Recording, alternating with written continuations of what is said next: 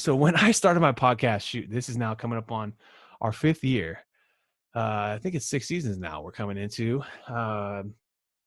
It's a great question. What inspired me?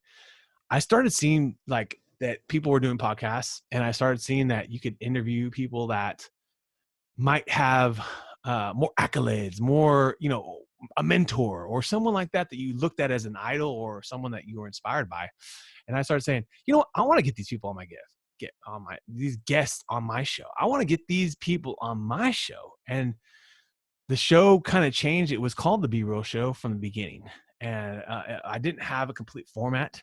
Um, but I was really focused mostly on social media marketers, as that's my business. So I was bringing on the top level social media marketers, that you hear about and talk about and are out there. They're still out there, and so I still love that vertical, but my show has actually expanded into entrepreneurship. A lot more entrepreneurs, a lot of different verticals, a lot of different top level business owners are coming on the show because the focus is entrepreneurship, about the journey, about the struggle, how they've grown, how they've scaled, and then social is a part of it, and so it's very interesting. Sometimes your podcast, the original goal, it expands and it becomes bigger than you realize.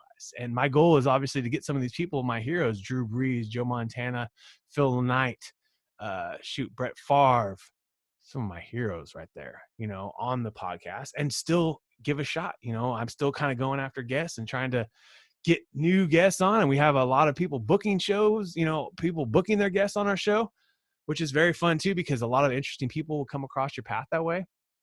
But the most important thing about starting a podcast is, going back to our last one, is not giving up. Not giving up when you have a show that doesn't do well, and saying, oh shit, well, a show 3 years from now is going to do way better. Having that insight that if you keep pushing, it will get better. And that's really, really important.